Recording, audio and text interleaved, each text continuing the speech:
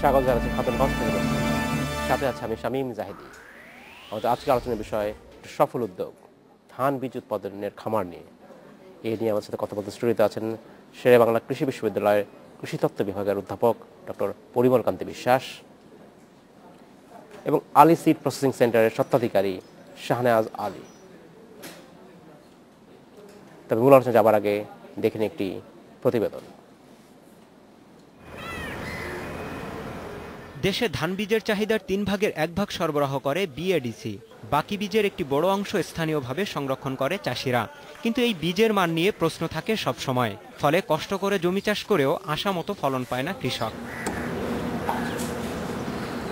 তবে বীজ নিয়ে যশোরের কৃষকদের দুশ্চিন্তা কম, কারণ এখানে আছে মানসম্মত বীজ পাওয়ার নিশ্চয়তা। 2009 সালে শুরু হওয়া আলী সিড ফার্ম প্রথম বছর 208 মেট্রিক টন বীজ সরবরাহ করেছে কৃষকদের মাঝে। চলতি বছরে যা বেড়ে হয়েছে 2000 মেট্রিক টন।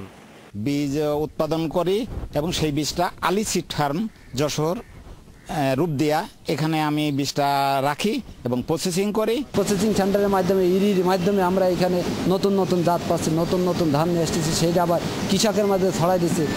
খামারে বীজের আর্দ্রতা এবং মান নিয়ন্ত্রণে কাজ করে যশোরের সরকারি প্রতিষ্ঠান আঞ্চলিক বীজ প্রত্যয়ন এজেন্সি। এজেন্সির বৈজ্ঞানিক কর্মকর্তাদের প্রত্যয়ন করা বীজে আমন এবং বোরো চাষ করে উৎপাদন বাড়িয়েছে কৃষক। এখানে শিকারপুর সিড ফার্মের একটা বীজ বিনা সাত জাতের ধান বীজ, এটা প্রসেসিং হচ্ছে এবং প্যাকেটিং হচ্ছে। বীজটার মান অত্যন্ত ভালো, দেখলাম যে কোনো স্পট নেই এবং বীজের অন্য অন্য যে বৈশিষ্ট্যগুলো সবগুলোই আমরা এখানে দেখছি। ব্যক্তি উদ্যোগে প্রতিষ্ঠিত খামারটি উন্নয়নে কারিগরি এবং প্রযুক্তিগত সহায়তা দিচ্ছে আন্তর্জাতিক ধান গবেষণা প্রতিষ্ঠান ইরি। আমরা আধুনিক যে উচ্চ ফলনশীল ধানের জাতগুলো আছে সেগুলো কৃষকের মাঝে পৌঁছানো এবং কৃষকরা এই বীজগুলো নিজেরাই সংরক্ষণ করতে পারে, উৎপাদন করতে পারে এবং পরবর্তীতে নিজেদের প্রতিবেশীদের কাছে বিতরণ করতে পারবে। সহজ শর্তে ঋণসহ প্রশাসনিক কিছু সহযোগিতা পেলে এই উদ্যোগ আরও বাড়ানো সম্ভব বলে জানিয়েছে খামারটির মালিক পক্ষ। এটা উৎপাদিত বীজ আমরা কোয়ালিটি সম্পন্ন বীজ আমরা সংরক্ষণ করে দেশের খাদ্যের চাহিদা পূরণ হয় সেই সহযোগিতা আমরা করতে পারতাম। খামারটিতে আরও বিনিয়োগ করে উৎপাদন ক্ষমতা বাড়ানোর পরিকল্পনা আছে বলেও জানিয়েছে মালিকপক্ষ। Independent news. দেখলাম প্রতিবেদনটি আমরা। জনাব আলী এবং ডক্টর বিশ্বাস, আপনাদেরকে স্বাগত এই অনুষ্ঠানে। জনাব আলী, শাহনেওয়াজ আলী, আপনাকে প্রথম প্রশ্ন। আমরা প্রতিবেদন দেখলাম যে আপনি যশোরে স্ব উদ্যোগে একটি ব্যক্তি উদ্যোগে আপনার উদ্যোগে একটি ধান বীজ খামার গড়ে তুলেছেন। আপনি এই ব্যবসায় সফলতা অর্জনও করেছেন। আপনি একটু আমাকে বলবেন যে আপনি কবে শুরু করলেন, কিভাবে শুরু করলেন, কেন শুরু করলেন, কাদের কাছে সহযোগিতা পাচ্ছেন? হ্যাঁ, 2003 সাল থেকে আমি এই বীজের ব্যবসায় শুরু করি। প্রথমে আমরা ধান গবেষণা কেন্দ্র বিড়ির থেকে বিড়ার বীজ সংগ্রহ করে বীজ তৈরি করি। কিন্তু সরকারি কিছু নিয়ম আছে যে বিড়ার থেকে ফাউন্ডেশন সিড হয়। এই ফাউন্ডেশন সিড সংগ্রহ করতে হয় বিএডিসি প্রসেসিং সেন্টারে, সরকারি অনুমোদিত প্রসেসিং সেন্টারে। কিন্তু আমরা ছোট ছোট যারা প্রডিউসার তারা প্রসেসিং সেন্টারে স্পেস না পায় না, আমরা স্পেস পেতে খুব সমস্যা হয়। তখন আমরা নতুনভাবে চিন্তা ভাবনা করি কীভাবে বীজটা সংরক্ষণ করা যায়। তখন এসসিএ তৎকালীন ফিল্ড অফিসার কার্তিক চন্দ্র চক্রবর্তী আমাদের পরামর্শ দেন প্রসেসিং সেন্টার বেসরকারি করা। তখন থেকে আমরা চিন্তা ভাবনা শুরু করলেন আপনি। ধন্যবাদ জনাব আলী, আপনার কাছে ফিরে আসবো। ডক্টর বিশ্বাস, আপনার কাছে প্রশ্ন। এই যে ব্যক্তি উদ্যোগে যারা করছেন ধান বীজ খামার, আমরা জানি যে একটা বড় একটা অংশ বিএডিসি এবং আরো কিছু বড় বড় প্রতিষ্ঠান বেসরকারি প্রতিষ্ঠান তারা কাজ করে থাকে। এই ধরনের ক্ষুদ্র ব্যক্তি পর্যায়ের খামারদের জন্য আপনার পরামর্শ কি ধরনের পদ্ধতি অনুসরণ করলে আসলে বীজের মান ভালো থাকবে? জনাব আলীকে প্রথমে আমি ধন্যবাদ জানাচ্ছি, কারণ বাংলাদেশের মতো একটা দেশ যেখানে কৃষকরা একটা ভালো বীজ পাবে, এই যে একটা ডিমান্ড কৃষকের, সেই ডিমান্ডটার কিন্তু একেবারেই সামান্য একটা অংশ কিন্তু এখন কৃষকদেরকে দেওয়া হচ্ছে বিভিন্ন অর্গানাইজেশনের মাধ্যমে। এবং ব্যক্তি উদ্যোগে এ ধরনের একটা ব্যবস্থা শুরু করার জন্য আমি আবারও জনাব আলীকে ধন্যবাদ জানাচ্ছি। কারণ আপনি দেখেন, একটা কৃষক, যেটা বাংলাদেশ একটা কৃষি নির্ভর দেশ, এই দেশের প্রধান উপজীব্য কিন্তু আমাদের কৃষি। সেখানে কৃষকরা ভালো বীজ দিয়ে কৃষি উৎপাদন করবে, আমাদের ফলন বৃদ্ধি করবে, এটাই স্বাভাবিক। কিন্তু বাস্তবে কিন্তু এরকম দেখা যায় না। কারণ টোটাল যে বীজটা, মোট যে বীজটা কৃষক ব্যবহার করে, সেই বীজটার একেবারেই নেগলিজিবল অংশ, ম্যাক্সিমাম 15%-এর মতো বা 20% কখনো বলে, এটা মাত্র আমাদের বিএডিসির মাধ্যমে যেটা বাংলাদেশে তারা সরবরাহ করে। ধন্যবাদ ডক্টর বিশ্বাস। আমি আপনার কাছে ফিরে আসবো। জনাব আলী, আপনার কাছে প্রশ্ন যে আপনি আপনার যে খামারে কতজন লোকের এমপ্লয়মেন্ট হচ্ছে, চাকরি হচ্ছে, কতজন লোক কাজ করছে? এখন পর্যন্ত আমার 30 থেকে 32 জন লোক টোটাল কাজ করে, লেবার সহ। আচ্ছা আচ্ছা, সারা বছর কাজ করে? সারা বছরই কাজ, সারা বছর কাজ করে। আপনি যে বীজ তৈরি করছেন, আমি দেখলাম আমাদের প্রতিবেদনে যে এর মান সংরক্ষণের জন্য আপনি বিভিন্ন ব্যক্তির সহায়তা নিচ্ছেন, সরকারি প্রতিষ্ঠান এবং ইডিরও এক ধরনের সাহায্য নিচ্ছেন। আমার জানতে ইচ্ছে হচ্ছে, যেটা হচ্ছে আমরা ট্রেডিশনাল জানি, যেটা আমাদের দেশে কৃষকরা তাদের বাড়িতে ধান বীজ সংগ্রহ করে এবং করে পরের বছর ধান উৎপাদন করে। এক্ষেত্রে আপনি তাদের চেয়ে বাড়তি কি সুবিধা দিচ্ছেন যে একজন কৃষক তার বাড়িতে ধান না রেখে, বীজটা না রেখে আপনার কাছ থেকে সংগ্রহ করে কিনবে? এখানে মূলত রাখে হচ্ছে যারা বীজ উৎপাদন করে, হ্যাঁ, কৃষকদের থেকে বীজ উৎপাদন যারা করে তারাই মূলত এখানে রাখে। কারণ বীজ উৎপাদন করতে গেলে সরকারি কিছু নিয়ম নীতি অনুসরণ করতে হয়। আচ্ছা, সেটা এসসি এর মাধ্যমে, এসসি এর তত্ত্বাবধানে এটা করতে হয়। তো সেটা করতে গেলে সরকারি অনুমোদিত প্রসেসিং সেন্টার দরকার হয়। সেই প্রসেসিং এর বিষয়গুলো আমরা আপনার কাছে আরেকটু বিস্তারিত জানবো। আমি এই মুহূর্তে যাচ্ছি ডক্টর বিশ্বাসের কাছে। ডক্টর বিশ্বাস, কৃষক পর্যায়ে যে বাড়িতে ধান আগে সংগ্রহ করতেন, বীজ সংগ্রহ করতেন, সেটা এই ধরনের প্রতিষ্ঠানের কাছ থেকে গেলে সুবিধা কি, বাড়তি সুবিধা কি হবে? সুবিধাটা এরকম যে কৃষকরা যে বীজটা রাখে, বেশিরভাগ বীজই কিন্তু তারা রাখে মাটির তৈরি, মটকা বলে আর কি, যেটাকে এই মটকার ভিতরে বীজটা ওখানে রাখে, অথবা বাঁশের তৈরি ডোল বা এই জাতীয় যে জিনিস, এগুলির মধ্যে কন্টেইনার, এগুলির মধ্যে বীজটা বেশিরভাগ ক্ষেত্রে কৃষকরা এইভাবেই রাখে। এবং তাতে হয় কি, ওই বীজটার ভিতরে যে কন্টেইনারটাতে যেটা রাখে, এটার ভিতরের 3টা ইম্পর্টেন্ট জিনিস কিন্তু বীজটা তার মানসম্মত থাকার জন্য। একটা হলো ভিতরের আপনার তাপমাত্রা, আরেকটা হলো তার আর্দ্রতা, এবং আরেকটা হলো যে তার, মনে করেন ওই ভিতরের তার সার্বিক যে এনভায়রনমেন্টটা আছে, সেই এনভায়রনমেন্টটা ওখানে বজায় রাখা। কিন্তু মটকাতে রাখলে মটকার ভিতরে কিন্তু ছোট ছোট ছোট ছোট ছিদ্র থাকে, যেই ছিদ্রগুলি দিয়ে কিন্তু বাইরে থেকে জলীয় বাষ্প ভিতরে ঢুকে যেতে পারে, এবং ঢুকে গিয়ে ওখানে করে কি ভিতরের তাপমাত্রাটা, জলীয় বাষ্পের পরিমাণটা ওখানে বাড়িয়ে দেয়। বাড়িয়ে দেওয়ার কারণে ওখানে বিভিন্ন ধরনের কিছু ফাঙ্গাস আছে, কিছু ব্যাকটেরিয়া আছে, কিছু ইনসেক্ট আছে, সেই জিনিসগুলি কিন্তু ওখানে জন্মাতে পারে। এবং জন্মিয়ে ওরা করে কি, ওই ফসলটার, ওই বীজটার যেটা, সেই বীজটার মানটা ওখানে কমিয়ে দেয়। তার যে ভিতরের যে এমব্রায়ো থাকে যেটা, সেই এমব্রায়োটাকে নষ্ট করে দেয়। এই কারণেই স্পেশালাইজড প্রতিষ্ঠান থেকে নেওয়াটা সুবিধা হয়। আপনি এখানে যে ভাবে যে পদ্ধতিতে বীজ উৎপাদন করছেন বা সংরক্ষণ করছেন, সেখানে আপনি কাদের কাছ থেকে বেশি সহায়তা পেয়ে থাকেন? এটা এসসিআই সবচেয়ে বেশি সহায়তা করে। আচ্ছা, ডিএও করে, যে যখন যে আমাদের যে পরামর্শ, তখন ডিএ। আপনি যখন এখান থেকে বীজ বিক্রি করেন, যে দামে বিক্রি করেন, সরকারি দাম বা বেসরকারি অন্য প্রতিষ্ঠানে যারা বীজ বিক্রি করে, তাদের সাথে আপনার দামের পার্থক্য কতখানি থাকে?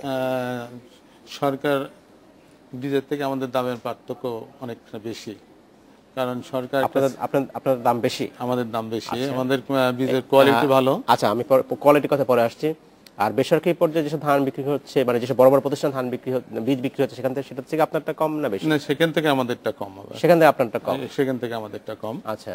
আর বিএডিসি যেটা বিক্রি করে, তাদের থেকে আমাদেরটা বেশি। আচ্ছা আচ্ছা। কারণ বিএডিসি তো সরকারি একটা সরকারি সহায়তা পেয়ে থাকে, তার একটা অবশ্যই কম হবে। হ্যাঁ, আর দেখেন একটা আমাদের মানে বৈষম্য এখানে অনেক বড়। বিএডিসি সব রকম অবকাঠামো সুযোগ সুবিধা পায় এবং সরকারি সাবসিডি পায়, কিন্তু আমরা একই লাইসেন্সে আমরাও তৈরি করছি। বিএডিসি যে লাইসেন্সে ধান বীজ তৈরি করে, তাদের যে কোয়ালিটি যারা কন্ট্রোল করে, আমাদের কোয়ালিটি তারাই কন্ট্রোল করে, কিন্তু আমরা কোনো সরকারি সাবসিডি এভাবে পাই না, যার কারণে আমাদের দাম বৃদ্ধি করে। যদি আমরা সাবসিডি পাই, তাহলে আমরা সরকারি দামেই এটিতে বীজ বিক্রি করতে পারবো এবং আরো বেশি উৎসাহ। আপনি তো বেসরকারি, আপনি সরকারি মানে সাবসিডি কেন আশা করছেন?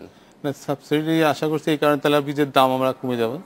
আচ্ছা, কিন্তু আপনাকে তো ভালো করতে হবে, আপনার কোয়ালিটি ভালো থাকবে, সেখানে আমাদের কোয়ালিটি ঠিকই থাকবে, কিন্তু যেহেতু আমরা তাদের সঙ্গে কম্পিটিশন করতে হয়। আচ্ছা, ধন্যবাদ জনাব আলী। আমাদের সময় হচ্ছে একটি বিরতি যাবার, ফিরে এসে আমরা আবার কথা বলবো এখান থেকে। এখন সময় হলো একটি বিরতি যাবার, খুঁজছি শীঘ্রই, সাথেই থাকবেন। স্বাগত আরেকবার খাতুনগঞ্জ থেকে মোট ছেলে। আজ আমরা কথা বলছি সফল উদ্যোগ নিয়ে, ধান বীজ উৎপাদন খামার নিয়ে। আমাদের সাথে কথা বলতে স্টুডিওতে আছেন শেরেবাংলা কৃষি বিশ্ববিদ্যালয়ের কৃষিতত্ত্ব বিভাগের অধ্যাপক ডক্টর পরিমলকান্তি বিশ্বাস এবং আলী সিড প্রসেসিং সেন্টারের স্বত্বাধিকারী শাহনেয়াজ আলী।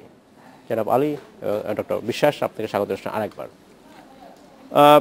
জনাব আলী, আপনার কাছে প্রশ্ন, যে আপনি যে ব্যবসা করছেন, বীজ উৎপাদনের খামার করছেন এবং এর মাধ্যমে আপনাদের স্থানীয় কৃষকরা লাভবান হচ্ছে।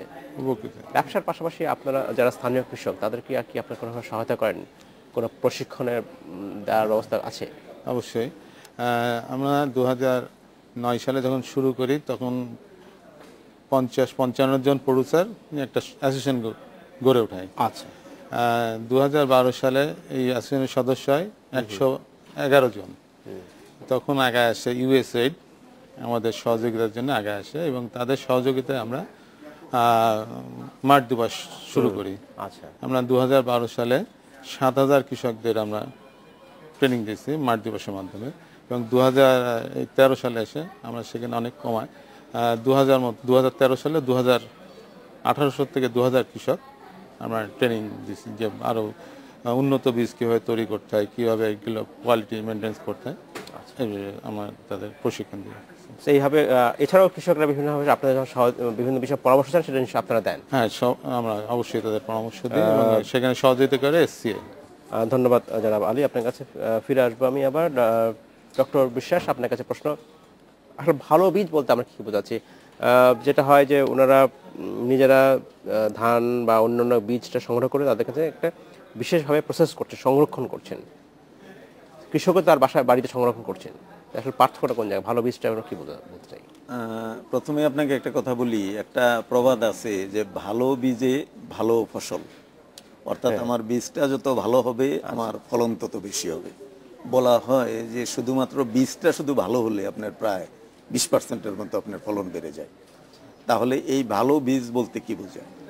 বীজটা ভালো হবে তখনই যখন একটা বীজকে আমি অঙ্কুরোদ্গমের জন্য দিলে প্রায় 80%-এর বেশি বীজ ওখানে গজাবে। আচ্ছা, তখন আমরা তাকে ভালো বীজ বলবো। তারপরে আরো কতগুলি বীজটার সাথে থাকতে পারে, কমপক্ষে 80% আমি যেটা বললাম, 100% থাকলে তো সবচেয়ে ভালো হয়। একটা বীজের সাথে থাকতে পারে, মনে করেন ধানের বীজ, ধানের একটা জাতের বীজ আপনি লাগাচ্ছেন জমিতে, অন্য ধানের তো অনেক জাত আছে, অন্য জাতের একটা ধানের বীজ এটাতে থাকতে পারে। আচ্ছা, গমের বীজ থাকতে পারে, পাটের বীজ থাকতে পারে, বিভিন্ন ধরনের আগাছা আছে, আগাছার বীজ থাকতে পারে।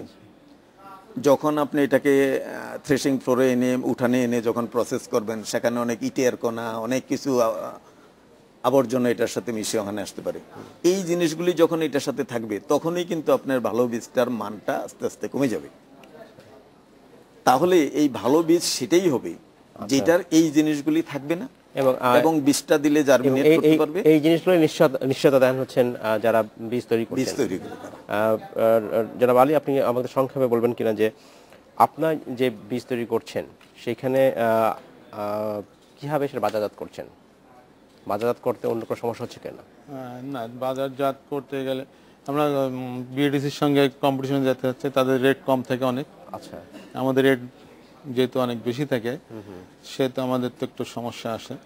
আচ্ছা, ধন্যবাদ। আমাদের হাতে সময় খুব কম। ডক্টর বিশ্বাস, আপনার কাছে খুবই সংক্ষেপে জানতে চাইব যে এই বীজ বেসরকারি উদ্যোগে বীজ সংরক্ষণের ক্ষেত্রে বা বীজ খামারের ক্ষেত্রে খামারিদের ক্ষেত্রে আপনার পরামর্শ কি? খুবই সংক্ষেপে। পরামর্শ এরকমই, আমি প্রথমেই বলছি যে আলী সাহেবকে ধন্যবাদ আমি জানাচ্ছি এই ধরনের একটা উদ্যোগ নেওয়ার জন্য। তবে অবশ্যই বীজটা যাতে ভালোভাবে আপনি কৃষকদেরকে দিতে পারেন, সেই দিকে যাতে আপনাদের খেয়াল থাকে। কারণ কৃষক যদি একবার প্রতারিত হয়, তাহলে কিন্তু সেই কৃষক কিন্তু আপনার কাছে আসবে না। যেহেতু আপনি বেসরকারি উদ্যোক্তা, আপনার মানটা যাতে ভালো থাকে বীজের, সেটাকে কিন্তু আপনি এনশিওর করতে হবে।